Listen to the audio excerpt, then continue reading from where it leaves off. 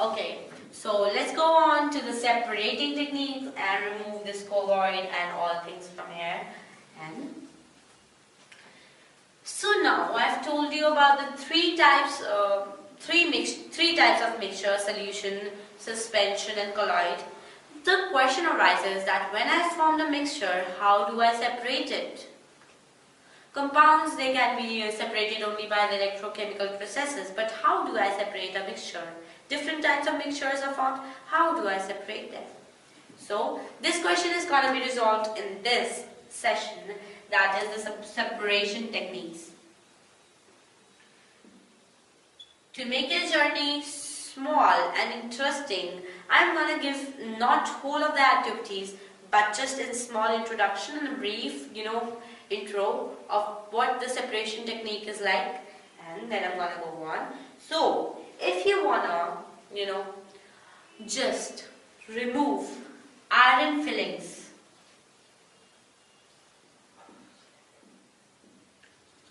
from sulfur, how do I do that? It's very easy, my friends. If you have to remove iron fillings from sulfur, take a magnet, put it over the sulfur, and all of the iron fillings would be attracted by the magnet, and all of the iron fillings are removed from the sulfur, and so you get two constituents of it without any hard work. So it is by a magnet. Then what if you want to separate a dye from blue-black ink?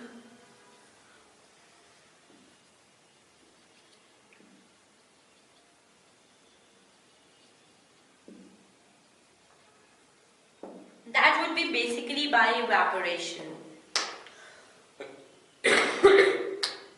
So, it would be basically by evaporation. I cannot directly put on the dye on the flame, otherwise it would be a great disaster, because it's such a small amount of dye, and upon such a large ignition temperature it would burn the container completely. So I'll put some water beneath it, and upon it I'll put the dye. After some time, the solvent of the solution would be evaporated, that is normally water or alcohol, and only the dye would be left. So you can separate this dye from blue-black ink.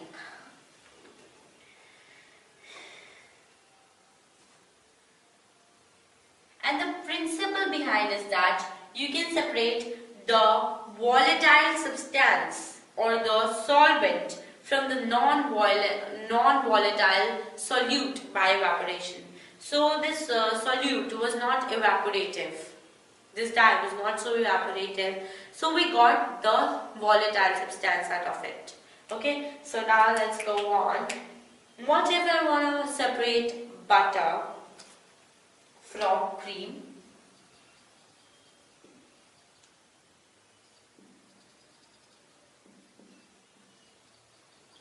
You will give a simple answer. Put it in the mixie, revolve, revolve, revolve, and I'll get the butter. But what is the principle behind it? We are studying science. Yes, we will centrifuge it. So, when we centrifuge it in a mixie, the denser particles are forced at the bottom. So when you revolve it, the denser particles of the cream are forced at the bottom, and the lighter particles stay at the top. So when spun rapidly, so you get the butter out of the cream. This is how you centrifuge it. In the clothes, it has several other uses, like in dairies it is used. It is used in a washing machine to squeeze out water from clothes, etc. So many uses of this separation technique, centrifugation. And you also use it in a laboratory to, just extract, just test blood or urine. That means different constituents of the blood and different constituents of urine can be tested through this centrifugation technique.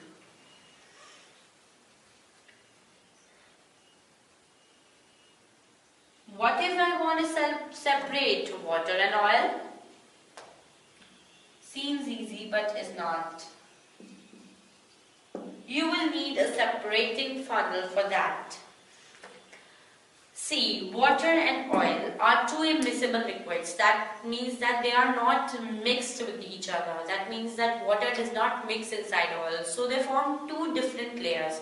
So you can put it into a separating funnel. You can just open its bottom or its cap. Let the first layer drain out and then the second layer would be left. So the two layers are separated. This is how you can separate two immiscible liquids, be it any. And this can be helpful for separating water from oil and extraction of iron from its ore. This is also done by this technique.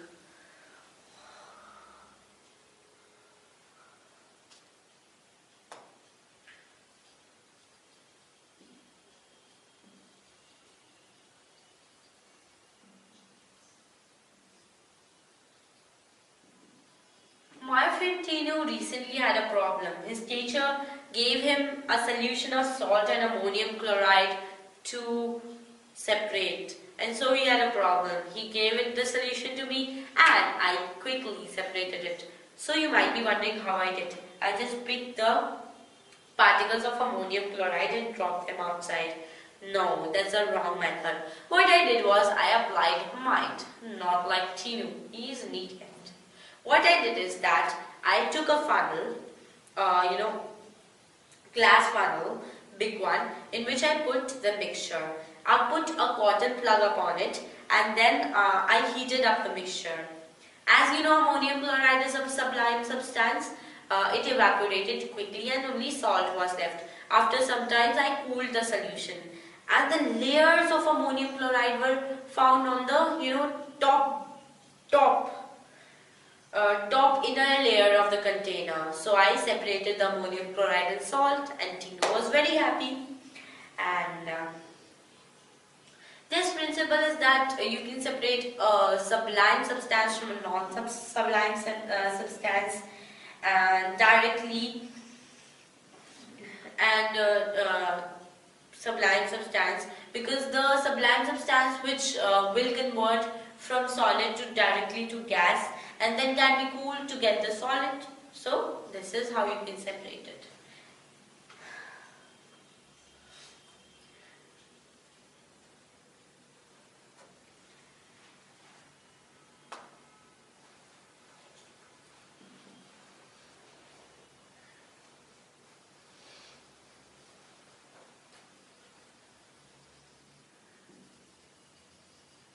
Tinu was given another mixture. He said that I want to separate different colors from a dye. Oh my god. But I did it as quickly as I could. You know how? Let me tell you. Before I told you how to separate dye from blue black ink, and now I'm going to tell you how to separate different colors from a dye. Because a dye is usually composed of different colors: blue, black, green and yellow, pink and green. It depends upon the type of the dye. So how to separate it? What I did, the technique I used was the chromatography, in which I put a dot on approximately 3 cm from the base, and then I put it into the water, refraining that this dot should be put inside the water. And after some time the water started travelling up and taking this dot along with, and the color which was more soluble in the water travelled a higher distance and the other things travelled a low distance. So this is how the different colors were separated, and Tinu again was filled with joy and thanked me.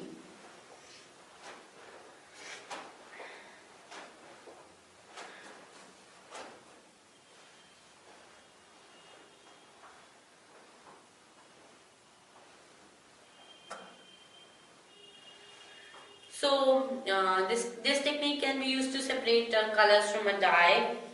So if you have to separate two miscible liquids, is that they mix with each other nicely, two liquids, then what will you do? It's easy. If they have a difference of 25 K or 25 Kelvin in their boiling points. Then they can be separated by distillation.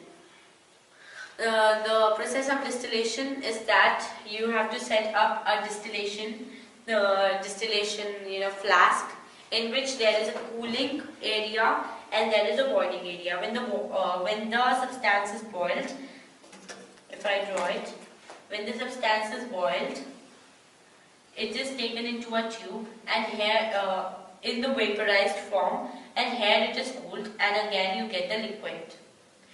But this technique can be used only if there is a difference of 25 K between the boiling points of the two liquids, of the two miscible substances. If they are having a boiling point less than 25 K, then you will have to add a fractionating column, which is usually the most basic one is a glass tube packed with glass beads, so that your first substance can be cooled out easily. So this is called fractional distillation. Now, after this fractional distillation and distillation is also used for separating different constituents of air from mixture of air. Okay. Now let's go on to crystallization.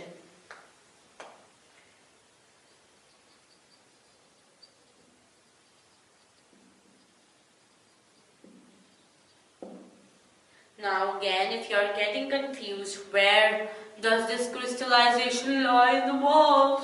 Then I'm going to tell you so that you don't get confused. In NCERT, it's on page number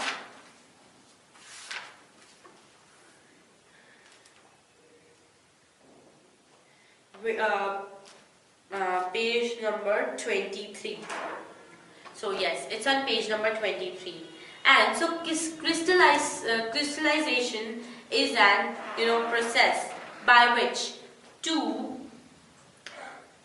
particles mixed in a mixture are separated in the form of crystals. This is known as crystallization. A better definition is given in the book. Crystallization is a process that separates a pure solid in form of its crystals from a solution. So a pure solid in form of a solution, in form of crystals from a solution. In an impure solution, copper sulfate can be separated in form of crystals. Now you might be thinking we can use evaporation or any other technique such as hand picking, etc. Why this crystallization? Okay, there are many things. That is, when you heat those solids, like sugar gets charred and they get decomposed as well. So crystallization is better in that. And solids and impurities may still remain inside them even after evaporation. And some may get even excessively heated up, etc. And some more things to happen. So crystallization is a better process. Solids may get decomposed, they may get charred, and impurities may still remain. So crystallization is a better process. So what are different applications? It is used in purification of salt, separation of crystals of alum from impure samples, and water, and separation of copper sulfate from impure samples to use in the laboratories. And now let's go on to the water purification system, which is given on page number 24 in your book. I'll just let you know, because it's a very brief topic.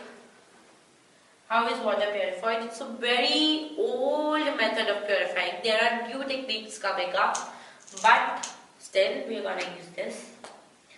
In a reservoir, then it goes to the sedimentation tank.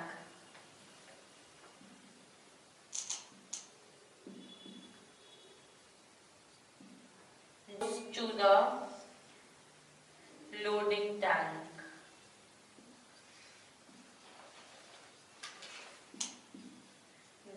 goes to the filtration tank.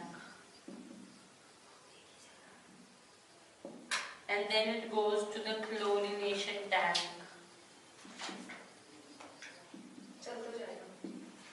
And then comes to your home. So, in the sedimentation, all the impurities are let to settle down so that you get a pure sample of it. And in the loading tank, to sediment the suspended impurities. So the suspended impurities inside it are also sedimented inside this loading tank. And in the filtration tank, there are gravel, sand, and so filtration types of things are kept in which your water is filtered. And then if the microorganisms are still left inside it, then they are killed in the chlorination tank. Then the water comes ultimately to your house. And as I have already said, it's a very old method of filtering your water, and now new techniques are coming up. And thank you for watching this video, and I hope you liked it. And please remember to like, subscribe, and view and share my videos, and visit my YouTube channel Dashing Doll for other such educational